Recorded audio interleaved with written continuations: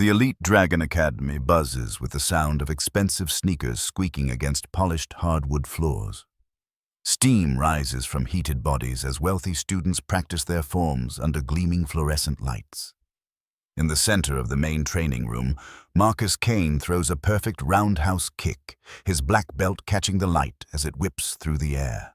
"Incredible form, Marcus," shouts Brad, a pale 20-something whose father owns half the commercial real estate downtown. "That kick could knock out a horse." "You're a machine, bro," adds Kevin, adjusting his designer training gear. "When you open your own chain, I'm investing." Marcus grins, basking in the attention. His muscular frame glistens with just enough sweat to look impressive without appearing tired. At 25, he embodies everything his father's money could buy. Perfect teeth, perfect physique, perfect technique drilled into him by the best private instructors money could secure. That's when he notices her. In the far corner, an older black woman methodically mops the floor, her movements deliberate and quiet. She wears a simple gray uniform, her graying hair pulled back in a practical bun. Dorothy Williams, 55 years old. Invisible to everyone except when they need the floors cleaned or the trash emptied. Marcus's grin widens into something uglier. "Hey, Grandma," he calls out, his voice carrying across the entire gym. "Want to try sparring with me? I bet you've never seen real martial arts before." The room falls silent except for the whispered excitement of phones being pulled out to record. Dorothy looks up slowly, her dark eyes meeting Marcus's challenging stare. "I don't have time for children's games," she says quietly, her voice steady as stone. Marcus's face flushes red. "Children's games?" He takes a step forward. "I hate it when you people get all uppity like that." Dorothy sets down her mop with a movement so precise, so controlled, that old Walter Kim in the corner stops mid-stretch and stares. For just a moment, the way she positions her feet, the angle of her shoulders, whispers of something far more dangerous than anyone in this room could imagine. Dorothy Williams rises every morning at 4 o'clock sharp, before the world awakens and demands things from her that she no longer wishes to give. Her small apartment in the Riverside district smells of coffee and determination, two things that have sustained her through darker days than anyone here could imagine. The bathroom mirror reflects a face mapped with lines that tell stories of loss, survival, and quiet strength. She touches the thin scar above her left eyebrow, barely visible now after 25 years, a reminder of the night everything changed. The night she walked away from glory and chose invisible peace instead. "Grandma Dorothy, you're up early again," Keisha calls from the kitchen, her 16-year-old voice still thick with sleep. Dorothy's granddaughter, the bright light that guides every decision, every sacrifice, every swallowed insult that keeps food on their table and hope for the future alive. "Coffee's ready, baby girl," Dorothy replies, tying her work uniform with the same precision she once used to wrap her hands before stepping into rings where legends were born and broken. "You need to eat something before school." Keisha appears in the doorway, tall and lanky like her father had been, with the same intelligent eyes that see too much too soon. She watches her grandmother with the intensity of someone who knows there are secrets but respects them enough not to pry. "Mrs. Patterson said I might get the scholarship to Howard," Keisha says, settling at their small kitchen table. "My essay about overcoming adversity really impressed her." Dorothy pours coffee into a thermos, her hands steady despite the emotion that threatens to overwhelm her. Howard University, the same school her son Marcus Jr. had dreamed of attending before the car accident stole him away 3 years ago, leaving Dorothy to raise his daughter alone while battling her own ovarian cancer. "You deserve every opportunity in this world," Dorothy says, kissing the top of Keisha's head, "and you'll get them through your own merit, not because anyone feels sorry for us." Hidden beneath Dorothy's work clothes, pressed against her heart, lies a small red cloth folded into a perfect square. She touches it unconsciously whenever stress threatens to break through her carefully constructed calm. The cloth once belonged to Master Chen, her teacher, her guide, the man who saw potential in an angry young black woman when the rest of the world saw nothing worth noticing. Dorothy's current life requires 3 jobs to maintain.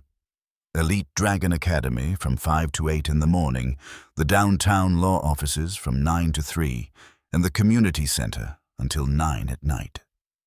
Each location knows her as the quiet cleaning lady who does excellent work and never complains about the extra tasks that somehow always fall on her shoulders. At Elite Dragon Academy, she observes everything while appearing to notice nothing. She watches young men like Marcus Kane throw money at problems that only character can solve, demanding respect they haven't earned while treating service workers like furniture that occasionally needs to be yelled at. She knows which students actually practice outside of class, and which ones simply want their parents to see them wearing expensive gi uniforms. She notices which instructors focus on discipline, and which ones enable wealthy students to believe that paying tuition automatically grants them warrior status. But Dorothy keeps these observations to herself, just as she keeps everything else locked away behind polite smiles and efficient service. She learned long ago that sometimes the most powerful thing you can do is let others underestimate you completely. The community center job brings her the most satisfaction. There, she works alongside Pastor Johnson and other volunteers, serving meals to families who remind her of her own struggles.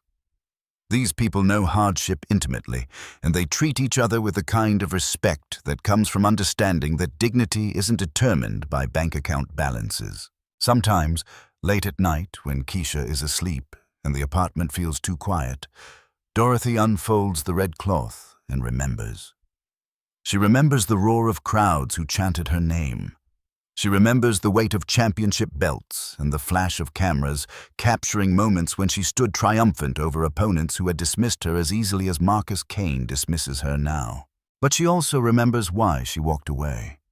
The violence that followed her success, the threats against her family, the realization that some victories cost more than defeat ever could.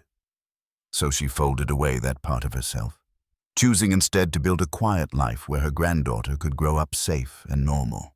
Now, as she heads to work each morning, Dorothy carries two identities: the invisible cleaning woman that the world sees, and the sleeping dragon that the world has forgotten. She tells herself that this balance will hold forever, that she can protect Keisha and maintain their peaceful life by simply enduring whatever small humiliations come their way. But peace, built on swallowed dignity, has its limits, and Dorothy Williams is about to discover that some lines, once crossed, demand a reckoning that no amount of quiet endurance can avoid. Marcus Kane steps out of his custom Porsche at exactly 6:30 every morning, the same time he's arrived at Elite Dragon Academy for the past 3 years. The car alone costs more than most people earn in 2 years. But for Marcus, it's simply transportation between the penthouse apartment his father bought him and the martial arts studio his family purchased to feed his ego. At 25, Marcus embodies everything that money and privilege can create when combined with natural athletic ability and zero character development. His father, Robert Kane, owns a chain of premium martial arts studios across the state, each one designed to separate wealthy parents from their money, while convincing their children that expensive instruction automatically translates to respect and discipline. Marcus earned his black belt through a combination of genuine skill and the kind of accelerated advancement that happens when your family's donations keep the lights on. He possesses real technique, learned from genuinely talented instructors his father hired with the specific mandate to make his son look impressive as quickly as possible. But technique without wisdom creates something dangerous, a weapon without guidance, power without responsibility, confidence without the humility that comes from truly understanding what strength means. "Morning, champion," calls out Dave Coleman, the studio manager, as Marcus swaggers through the front entrance. Dave learned long ago that keeping Marcus happy means keeping Robert Kane's monthly checks flowing. And those checks pay for Dave's mortgage, his kids' private school, and the comfortable life that requires him to look the other way when Marcus's behavior crosses lines that real martial arts instructors would never tolerate. Marcus nods dismissively at Dave, already scanning the room for today's audience. He feeds off attention the way normal people need oxygen, and every morning brings fresh opportunities to demonstrate his superiority over the lesser beings who serve his needs. His usual crowd gathers quickly. Brad Morrison, whose trust fund allows him to play at being a martial artist while his real future waits in his family's banking empire. Kevin Walsh, a real estate heir who treats the studio like an expensive country club. And Tommy Chen, a software executive's son who desperately wants to belong to something that feels authentic while remaining safely within his comfort zone. These young men share more than wealth. They share the particular arrogance that comes from growing up believing that money and status make them inherently superior to people who work with their hands. People who serve instead of being served. People whose skin color or economic circumstances automatically place them in categories unworthy of basic respect. Marcus leads this pack not through wisdom or genuine skill, but through the charisma that comes naturally to those who've never faced real consequences for their actions. He knows exactly what to say to make his followers feel special, how to frame his cruelty as humor, how to make his prejudices sound like observations rather than the poison they actually are. Did you guys see that video of the homeless guy trying to fight that security guard? Marcus asks, pulling out his phone to show footage of someone else's humiliation. Some people just don't know their place in the world. His friends laugh because laughing keeps them in the circle, keeps them safe from becoming targets themselves. They've learned that Marcus's friendship comes with a requirement to participate in his cruelty, to validate his worldview, to pretend that his behavior represents strength rather than the weakness it actually reveals. Marcus's relationship with women reflects his broader view of the world. They exist for his entertainment, his validation, his use. He cycles through girlfriends from appropriate families, young women who understand that dating Marcus Kane means accepting his casual racism, his treatment of service workers, his belief that money grants him access to whatever he wants, whenever he wants it. But beneath the swagger and expensive clothes lurks something that Marcus himself doesn't recognize. Fear. Fear that without his father's money and influence, he might discover that he's actually quite ordinary. Fear that the respect he believes he commands might actually be purchased rather than earned. Fear that someone, somewhere, might see through the performance and recognize him for what he actually is. This fear expresses itself as aggression toward anyone who represents what he dreads most.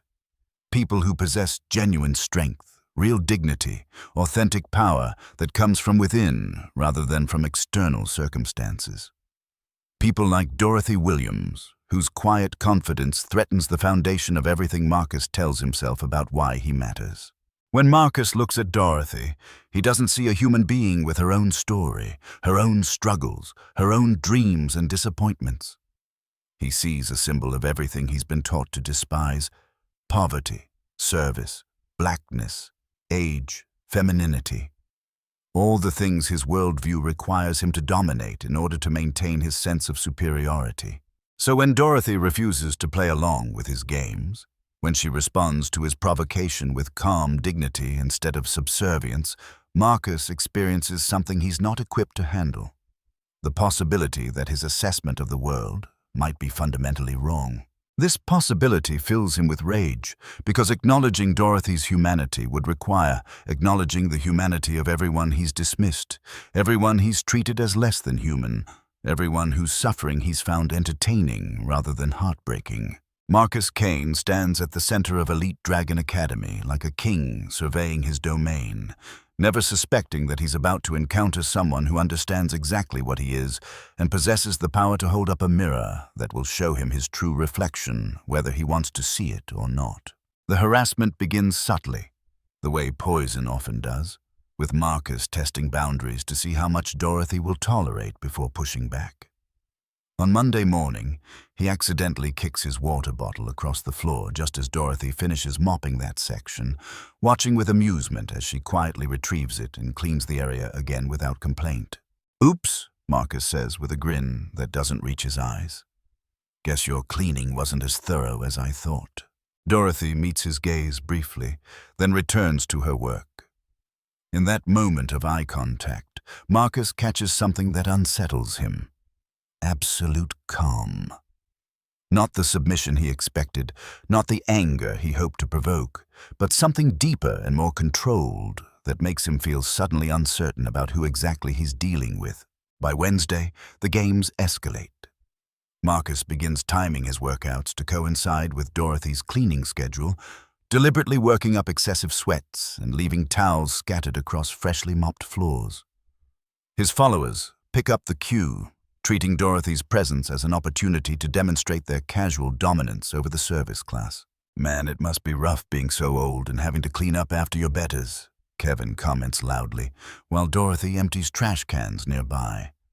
"I mean, what kind of life choices lead to that?" Brad laughs and pulls out his phone. "Dude, we should start a TikTok series, things we can make the help do. It would go viral." Dorothy continues working, but her grip on the trash bag tightens almost imperceptibly. She thinks of Keisha, of the scholarship applications waiting at home, of the bills that require this job's steady paycheck. She breathes deeply and reminds herself that dignity isn't determined by other people's opinions. The first week ends with Marcus's boldest provocation yet. He approaches Dorothy directly while she's organizing cleaning supplies in the storage closet, deliberately crowding her space in a way designed to intimidate. "You know what I don't understand about people like you?" Marcus says, close enough that Dorothy can smell his expensive cologne mixed with sweat. "You work these menial jobs your whole life, and then you wonder why you never amount to anything, like, maybe the problem isn't the system, maybe the problem is you." Dorothy turns to face him fully, and for the first time, Marcus sees something in her eyes that makes him take an involuntary step backward. Not fear, not anger, but a kind of measuring assessment, as if she's calculating something he can't understand. "Young man," Dorothy says quietly, "you might want to be careful about making assumptions about people you don't know." The warning in her voice is subtle but unmistakable. Marcus feels a chill that has nothing to do with the air conditioning, but his pride won't let him back down. Instead, he doubles down on aggression to cover his confusion. "Are you threatening me?" Marcus laughs, but it sounds forced even to his own ears. "Lady, you're a cleaning woman. I'm a black belt martial artist from one of the most successful families in this city. You really want to go down this road?" Dorothy doesn't respond. She simply returns to organizing supplies with the same methodical precision she brings to everything else. But Marcus notices something that bothers him. Her movements are too controlled, too efficient, too precise for someone who's supposedly just a janitor. The second week brings a new level of cruelty. Marcus discovers through overheard conversations that Dorothy is working 3 jobs to support her granddaughter's education. This information becomes ammunition for more targeted attacks. "It's really sad," Marcus tells his friends during a particularly loud conversation staged for Dorothy's benefit. "When people have kids they can't afford to take care of. Like, why bring children into poverty? It's almost selfish if you think about it." "Generational welfare dependency," Brad agrees knowingly. "They never learn to break the cycle because they don't want to do the hard work." Dorothy's jaw tightens as she wipes down mirrors nearby, but she forces herself to think of Keisha's acceptance letter from Howard, of the future that requires swallowing these insults for just a little longer. The turning point comes during the 3rd week, when Marcus orchestrates an elaborate setup designed to humiliate Dorothy publicly. He plants his expensive Rolex watch in Dorothy's cleaning cart, then creates a dramatic scene when he discovers it missing. "Everyone stop what you're doing!" Marcus shouts in the middle of the busy evening session. "Someone stole my watch. It was right here on the bench and now it's gone." 30 people freeze mid-workout as Marcus begins his performance, his voice carrying the perfect note of righteous indignation. "This is a $15,000 Rolex my father gave me for graduation. I'm calling the police." Dave Coleman rushes over, desperate to avoid any situation that might reflect badly on the studio. "Marcus, please let's handle this calmly. I'm sure there's been some misunderstanding." "Check her cart," Marcus demands, pointing directly at Dorothy. "She's been cleaning around here all evening. She had opportunity and motive." The room falls silent as all eyes turn to Dorothy, who stands frozen with a spray bottle in her hand. She knows exactly what's happening, understands the trap that's been laid, but also recognizes that fighting back will only make things worse. "Sir," Dorothy says quietly to Dave, "you're welcome to search my belongings. You won't find anything that doesn't belong to me." Dave reluctantly approaches Dorothy's cart, his face flushed with embarrassment, but his financial obligations clear. He rummages through cleaning supplies until his hand closes around the unmistakable shape of a luxury watch. I'm sorry, Dorothy, Dave says, holding up the Rolex with obvious reluctance. But this was in your cart. The room erupts in whispers and phone cameras. Marcus grins triumphantly, while his friends provide supportive commentary about how you can never trust certain types of people. Dorothy stands perfectly still, processing the reality that 25 years of careful, honest living has just been destroyed by a privileged child's need for entertainment. I didn't put that there, Dorothy says simply. Someone else did. Right, Marcus sneers. The old someone else did it defense. Classic. Dave, are we calling the cops or what? But before Dave can respond, Jenny Martinez steps forward. Jenny is a young Latina instructor who's been watching this entire performance with growing disgust. Actually, Dave, you might want to check the security cameras before you make any calls. Marcus's grin falters slightly. Security cameras? The ones that record everything that happens in this main room, Jenny continues. They'll show exactly when that watch went missing and who had access to Dorothy's cart. For the first time, Marcus looks uncertain, but he's committed to this path now, and his pride won't let him retreat. Fine. Check the cameras. I'm confident they'll show exactly what happened. An hour later, the security footage tells a clear story. Marcus placing the watch in Dorothy's cart while she was in the bathroom, then returning to his workout bench to stage his dramatic discovery. The evidence is undeniable, but Marcus's family influence runs deep. Instead of apologies or consequences, Dorothy finds herself called into Dave's office the next morning for a private conversation that everyone understands isn't really private at all. Dorothy, you've been an excellent employee, Dave begins, his discomfort obvious. But this situation has created some complications. The Kane family is very important to our business, and Marcus feels like there might be some ongoing tension between you two that's affecting the studio environment. Dorothy sits quietly, understanding exactly what's being communicated without being directly stated. She's being fired for being the victim of a setup, dismissed for refusing to accept humiliation gracefully, punished for making a wealthy family uncomfortable by existing in their space. I see, Dorothy says finally. And if I were to challenge this decision? Dave shifts uncomfortably. Dorothy, you seem like a smart woman. You understand how these things work. Sometimes it's better to just move on to new opportunities. That evening, Marcus stages his final, most public humiliation. With over 50 people present for the evening advanced class and dozens more watching via live stream, he makes his announcement. Before we start tonight's session, Marcus calls out, standing in the center of the mat like a ringmaster. I want to address the elephant in the room. Some people think they can disrespect this sacred space, this community we've built, and face no consequences. He looks directly at Dorothy, who's finishing her last shift with the same quiet dignity she's maintained throughout weeks of escalating abuse. So I'm making a public challenge, Marcus continues, his voice carrying the confidence of someone who believes he holds all the power. Dorothy, you've been giving me attitude for weeks now. You think you're better than the job you're paid to do, so let's settle this like warriors. The room buzzes with excitement and nervous energy. Phone cameras emerge from every corner as people sense they're about to witness something that will generate serious social media engagement. I'm betting $10,000, Marcus announces, that you don't have the courage to face me in a friendly sparring match. 30 seconds. If you can stay on your feet for 30 seconds, I'll apologize publicly and donate that money to whatever charity you choose. He pauses for dramatic effect, scanning the room to ensure everyone understands the stakes and the obvious outcome. But when you lose, Marcus continues, his voice dropping to ensure every word carries maximum impact, you'll get on your knees in front of everyone here and apologize for being born a burden on society. The room falls completely silent. Even Marcus's usual supporters seem uncomfortable with how far this has escalated. But the cameras are rolling, the challenge has been issued publicly, and Marcus has created a situation where backing down would mean losing face in front of everyone who matters to him.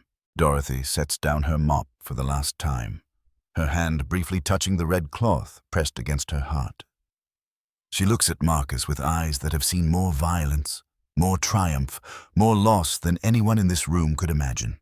"Young man," Dorothy says quietly, her voice carrying to every corner of the silent gym, "you have no idea what you're asking for." Dorothy Williams walks to the center of the mat with steps so measured, so purposeful, that the quality of silence in the room changes from anticipation to something approaching reverence. She reaches into her uniform pocket and withdraws the red cloth, unfolding it with ceremonial precision that transforms the simple fabric into something that feels ancient and significant. As she wraps the cloth around her right wrist, her movements carry a ritual quality that speaks of countless repetitions, of traditions honored in training halls where legends were forged rather than purchased. The transformation is subtle but undeniable. The invisible cleaning woman is disappearing, replaced by someone else entirely. Marcus bounces on his feet, loosening his shoulders with the casual confidence of someone who believes he's about to provide entertainment for his audience. "Finally got your attention, huh, Grandma? Don't worry, I'll make this quick so you can get back to mopping floors." But Walter Kim, a 70-year-old Korean War veteran who trains here 3 mornings a week for his arthritis, suddenly sits up straighter in his chair. His eyes widen as he stares at the red cloth, at the way Dorothy carries herself, at something that touches a memory from decades past. "That binding technique," Walter whispers to himself, his voice barely audible but carrying a note of disbelief. That can't be." Dorothy finishes securing the cloth and looks directly at Marcus for the first time since this confrontation began. When she speaks, her voice carries a different quality. Not louder, but somehow more present, as if the words themselves possess weight. "Marcus," she says, "have you ever heard of the Dragon Valley Championship?" Marcus laughs, but there's a nervous edge creeping into his bravado. "Of course I have. It's the most prestigious martial arts tournament in Asia. What about it?" 25 years ago, Dorothy continues, beginning to move into a stance that makes Walter Kim's breath catch in his throat, "a young American woman entered that tournament. She was the only female competitor, the only black competitor, and everyone expected her to be eliminated in the first round. The room has gone completely still. Even Marcus's friends have stopped their usual commentary, sensing that something significant is happening, but not yet understanding what. Instead, Dorothy says, her voice never rising above conversational level, she defeated 12 grandmasters in a single night. Men who had trained their entire lives, who came from martial arts dynasties stretching back centuries. She beat them all. Marcus's smile is starting to look forced. "Cool story. What does that have to do with—" "They called her the Silent Storm," Dorothy interrupts, and Walter Kim suddenly stands up so fast his chair topples backward. "Jesus Christ," Walter breathes, his voice carrying across the silent room. "You're her. You're actually her." The name hits the room like lightning. Several people immediately pull out phones, not to record anymore, but to search. Within seconds, Google results start appearing. Grainy newspaper photos from 1999, tournament footage, headlines in multiple languages, all featuring the same impossible story of an unknown American woman who conquered the most exclusive martial arts competition in the world. "Holy shit," someone whispers from the back. "She's telling the truth. Look at these photos."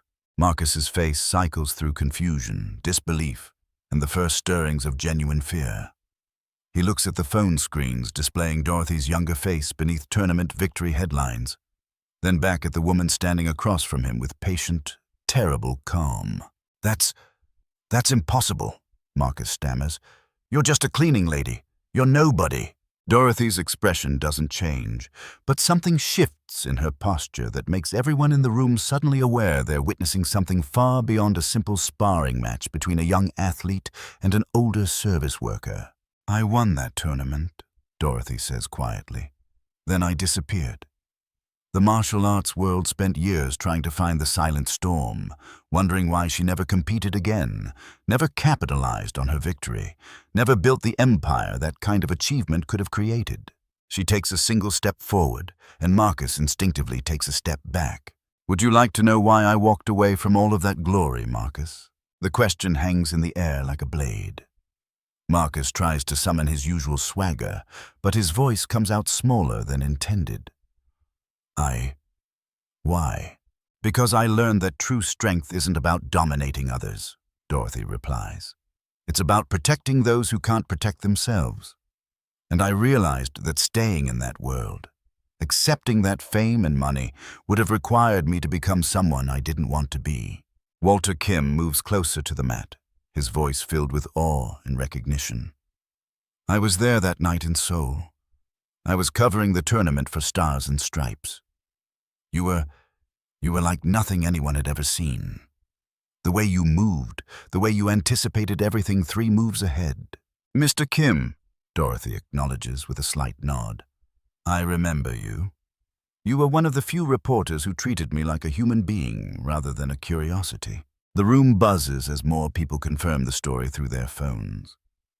Video footage from the championship starts playing on various screens, showing a younger Dorothy moving with fluid precision that seems to defy physics itself. Marcus stares at the videos, then at Dorothy, his mind struggling to reconcile the legend on screen with the woman he's been tormenting for weeks. But his pride and prejudice run too deep to allow for easy retreat. Even if that's true, Marcus says, his voice rising as desperation creeps in, that was 25 years ago. You're old now. You're just a janitor. I'm in my prime, and I'm not going to be intimidated by some ancient history. Dorothy removes her work shoes and sets them neatly aside, revealing feet that move across the mat with silent precision. As she begins to stretch, every movement demonstrates a level of body awareness and control that makes the expensive training Marcus has received look like amateur theater. Marcus, Dorothy says, still stretching with movements that flow like water.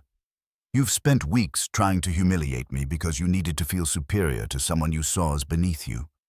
You planted evidence to frame me as a thief. You've mocked my granddaughter, my circumstances, my race, my age. She stops stretching and looks directly into his eyes. But most importantly, you've shown everyone here exactly who you are when you think there are no consequences for your actions. Marcus realizes that his phones are still recording, that this entire conversation is being live-streamed to hundreds of viewers, that there's no way to retreat from this moment without completely destroying his reputation. His only choice is to double down and hope that youth and athleticism can overcome whatever skills Dorothy might retain from her distant past. Fine, Marcus snarls, dropping into his fighting stance with a desperation that everyone can see. Let's do this, Grandma. Let's see what the famous Silent Storm has left in the tank. Dorothy doesn't assume a traditional fighting stance. Instead, she simply stands naturally, balanced and relaxed, her hands at her sides like someone waiting for a bus. But everyone watching suddenly understands that they're about to witness something that will change their understanding of what real martial arts mastery actually looks like. Marcus, Dorothy says one final time, her voice carrying across the silent room with absolute clarity, you asked for this. Remember that. Marcus launches his first attack with all the speed and technical precision that 3 years of expensive training can provide. His right cross comes fast and straight, aimed directly at Dorothy's face with enough force to end the fight immediately if it connects. Dorothy doesn't block the punch. She doesn't dodge it. Instead, she moves her head exactly 2 inches to the left, letting Marcus's fist whisper past her cheek while simultaneously stepping forward and placing her left hand gently against his extended elbow. The contact lasts less than a second, but it's enough. Marcus's momentum carries him forward into empty air, while Dorothy's subtle guidance sends him stumbling past her, completely off balance and utterly confused about what just happened. The room erupts in gasps and excited whispers. Marcus spins around, his face flushed with embarrassment and growing panic. You got lucky. Stand still and fight. I am fighting, Dorothy replies calmly. You're just not used to opponents who think 3 moves ahead instead of simply reacting to whatever you throw at them. Marcus attacks again, this time with a combination: jab, cross, roundhouse kick.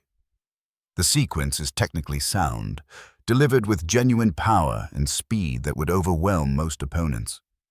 But Dorothy reads his intentions before he fully commits to any single technique. She slips the jab by millimeters, redirects the cross with an open palm that sends Marcus spinning and catches his kicking leg at the ankle. For a moment, Marcus stands frozen on one foot, completely vulnerable, while Dorothy holds his other leg as casually as she might hold a mop handle. "The problem with expensive training," Dorothy says conversationally while Marcus hops frantically trying to regain his balance, "is that it teaches you to fight training partners who follow the same rules you've learned. Real combat is messier than that." She releases his leg with a gentle push that sends Marcus stumbling backward into the wall. He bounces off the padded surface and advances again, but now desperation has replaced confidence in his movements. Jenny Martinez watches from the sideline with growing amazement. "She's not just beating him," she whispers to Tom Chen. "She's teaching him. Every counter is a lesson he's too angry to learn." The live stream viewer count has exploded to over 5,000 people as word spreads across social media platforms.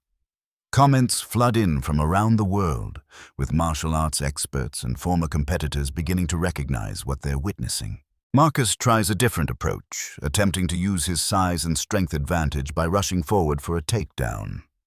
It's a reasonable strategy against most opponents, but Dorothy Williams spent years training with men who outweighed her by 50 pounds or more. As Marcus charges, Dorothy steps slightly to the side and extends her right foot. Marcus trips over her ankle and goes down hard, rolling across the mat in a tangle of limbs and wounded pride. When he scrambles back to his feet, his expensive gi is wrinkled and sweat-stained. "This is embarrassing," Brad mutters from the sideline. "Someone should stop this."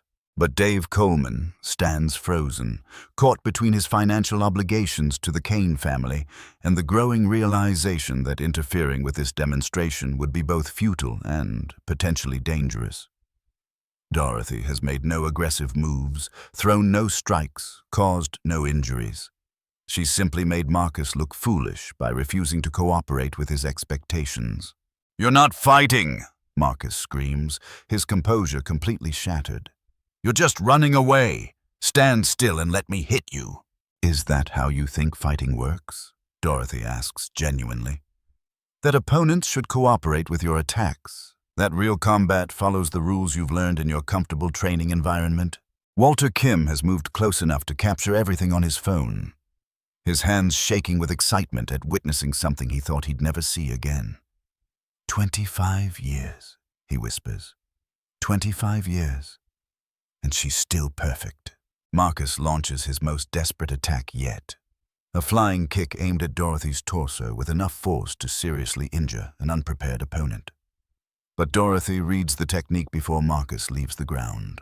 She simply isn't there when he arrives. Marcus crashes to the mat alone while Dorothy stands 3 feet away, having moved with such fluid precision that several people blink in confusion, certain she had been in the path of his kick just moments before. "How did you?"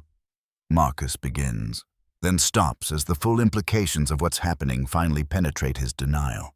He's not losing to Dorothy Williams, cleaning lady. He's being comprehensively outclassed by the Silent Storm, one of the greatest martial artists of the modern era, a woman whose skills have only deepened and refined during her years of hiding. "This isn't possible," Marcus whispers, backing away as Dorothy begins to move toward him with the patient advance of an approaching storm. "You're nobody. You're nothing. You clean floors." "I clean floors," Dorothy agrees, still advancing with steps that seem casual but cover ground with impossible efficiency. "I also raised my granddaughter while battling cancer. I worked 3 jobs to pay for her education. I survived your weeks of harassment without losing my temper once." Marcus bumps into the wall behind him, trapped by his own retreat. "And through it all," Dorothy continues, "I maintained my dignity while you revealed yours." The final confrontation comes not through violence, but through the complete collapse of Marcus's constructed reality. Surrounded by witnesses, recorded by dozens of cameras, watched by thousands of online viewers, he can no longer maintain the fiction that his wealth and privilege make him superior to people like Dorothy. "I didn't know," Marcus says desperately, as if ignorance could excuse behavior that was wrong, regardless of Dorothy's hidden identity. "If I had known who you were, then you would have treated me with respect?" Dorothy asks. "But you saw no reason to respect the cleaning lady. You saw no value in the woman working 3 jobs to support her family. You felt justified in tormenting someone you believed was powerless to fight back." She stops just outside his reach, her presence somehow filling the entire room despite her modest height. "Marcus," Dorothy says with the finality of judgment being rendered, "the measure of a person isn't how they treat those who can benefit them. It's how they treat those who cannot. Tonight, everyone has seen exactly who you are when you think there are no consequences for your actions." Marcus slides down the wall until he's sitting on the floor, his expensive training clothes wrinkled and sweat-stained, his reputation in ruins, his worldview shattered beyond repair. "The saddest part," Dorothy adds, beginning to unwrap the red cloth from her wrist, "is that if you had simply shown basic human decency, you might have learned something valuable. But you chose cruelty instead, and cruelty is always its own punishment." The room remains silent as Dorothy walks back to where her work shoes wait. She slips them on with the same methodical precision she brings to everything else, transforming back into the cleaning lady who will finish her shift and go home to help her granddaughter with college applications. But everyone watching understands that they've witnessed something rare and profound. The moment when hidden greatness revealed itself not through aggression or vengeance, but through the simple act of refusing to be diminished by someone else's need to feel superior. $10,000 to charity, Dorothy says quietly, not looking back at Marcus. "I believe you made that promise in front of witnesses." 3 weeks after the confrontation that destroyed Marcus Kane's reputation and transformed Dorothy Williams from invisible cleaning lady to local legend, life in the Riverside district has settled into a new rhythm that honors both change and continuity. Dorothy still rises at 4 o'clock every morning, but now she prepares for work as head instructor at Elite Dragon Academy, a position that pays 10 times her previous salary while requiring only half the hours. Dave Coleman offered her the role personally, his previous financial calculations suddenly shifted by the viral video that brought international attention to his previously unknown facility. But Dorothy accepted only part-time instruction, insisting on maintaining her schedule at the community center where her real work continues, serving meals to families who struggle the way she once struggled, teaching free self-defense classes to women and elderly residents, building the kind of community strength that doesn't depend on individual heroics, but on collective care. The scholarship fund she established with her unexpected fame has already provided full college tuition for 12 local students, including Keisha, who will attend Howard University in the fall with her grandmother's blessing and her own determination to honor the sacrifices that made her education possible. "I used to be embarrassed that you cleaned floors," Keisha admits one evening as they prepare dinner together in their small kitchen.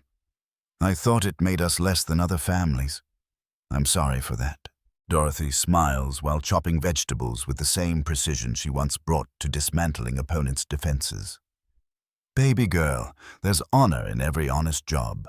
What matters isn't what work you do, but how you do it and why." The red cloth now hangs framed on their living room wall, no longer hidden but displayed with the respect due to a symbol of hard-earned wisdom. Beside it hangs a photo from the Dragon Valley Championship, a young Dorothy Williams standing victorious while surrounded by masters who had learned to see past their initial assumptions about what strength could look like. Marcus Kane disappeared from public view after spending 3 days in the hospital, following what his family described as exhaustion and dehydration. The viral video of his humiliation has been viewed over 2 million times, spawning countless reaction videos, analysis pieces, and social media discussions about privilege, prejudice, and the dangers of underestimating people based on their circumstances. His father sold Elite Dragon Academy to a consortium led by Walter Kim, who insisted that the facility's new mission would focus on authentic martial arts training rather than ego validation for wealthy students. Marcus himself enrolled in a program that combines anger management with community service, working at the same soup kitchen where Dorothy volunteers. The transformation isn't dramatic or immediate. Marcus still struggles with the fundamental assumptions that shaped his worldview, still catches himself making judgments based on appearance and economic status. But serving meals to homeless veterans and families in crisis has begun the slow process of teaching him what Dorothy tried to demonstrate: that dignity and worth aren't determined by bank account balances. "He asked about you yesterday," Pastor Johnson tells Dorothy during one of her volunteer shifts. "Wanted to know if you'd be willing to teach him proper respect for martial arts." Dorothy considers this request while ladling soup into bowls for the evening meal service. "Respect can't be taught," she finally says. "It has to be earned through consistent actions over time. But if he's genuinely ready to learn humility, I suppose everyone deserves a chance to grow." The community center's evening program has expanded beyond meal service to include literacy classes, job training workshops, and Dorothy's self-defense instruction. These classes draw participants from across the city's economic spectrum: suburban housewives learning alongside single mothers from public housing, elderly immigrant men training next to college students who drive luxury cars but share the universal human need to feel capable of protecting themselves and others. Jenny Martinez, the young instructor who first stood up for Dorothy, now serves as assistant program director and Dorothy's primary teaching partner. "You know what I've learned from watching you?" Jenny asks during a break between classes. "Real power isn't about being able to hurt people. It's about being able to protect them." Tom Chen, the student who recorded Marcus's harassment and faced threats for defending Dorothy, has become the program's volunteer technology coordinator, managing their social media presence and helping older participants navigate online job applications and virtual medical appointments. The ripple effects continue expanding in ways that Dorothy could never have anticipated when she simply refused to be diminished by Marcus Kane's need to feel superior. Letters arrive from around the world, from other service workers who found courage to resist workplace harassment, from young martial artists seeking guidance on training with integrity rather than ego, from people who needed to see that ordinary-looking individuals might possess extraordinary strength. But perhaps the most meaningful change is the smallest one: the way Dorothy walks through her neighborhood now, acknowledged and respected by people who previously looked through her as if she were invisible. Not because her hidden identity has been revealed, but because her demonstration of dignity under pressure reminded everyone that every person carries unknown stories, untold struggles, and hidden strengths worthy of basic human respect. "Grandma Dorothy," Keisha says one evening as they review college preparation materials together, "do you think what happened with Marcus was worth it? Having to reveal who you used to be? Giving up your privacy?" Dorothy sets down her pen and looks at the framed red cloth on their wall, then at the acceptance letters scattered across their kitchen table, then at her granddaughter's intelligent eyes that see so much and understand even more. "Baby girl," she says slowly, "I spent 25 years believing that peace required hiding who I was, that safety meant making myself invisible, that protecting our family meant accepting disrespect without response. But some lines, once crossed, demand a reckoning." She reaches across the table to squeeze Keisha's hand. "I don't regret standing up to Marcus Kane. But more than that, I don't regret showing everyone who was watching that ordinary people possess extraordinary strength when they're pushed too far. The question isn't whether it was worth revealing my past. The question is whether people watching learned something about not underestimating each other." Outside their apartment window, the Riverside district settles into evening quiet. In offices and homes throughout the city, people who witnessed Dorothy's demonstration through viral video continue processing what they saw. Not just a legendary martial artist revealing her identity, but a working-class woman refusing to accept humiliation as the price of survival. Tomorrow, Dorothy Williams will rise at 4 o'clock and prepare for another day of teaching students who come to learn not just techniques but principles, Not just how to fight, but why fighting should always be the last resort, rather than the first impulse. And in training halls, in community centers, in workplace break rooms and school hallways, in all the places where power dynamics play out daily between those who have more and those who have less. Dorothy's example continues rippling outward. A reminder that strength comes in many forms, that dignity cannot be taken away without permission, and that sometimes the most powerful thing you can do is simply refuse to be less than who you are. The silent storm has spoken, and her words echo far beyond the walls of Elite Dragon Academy. Justice isn't something you wait for others to deliver. Sometimes you have to stand up and deliver it yourself.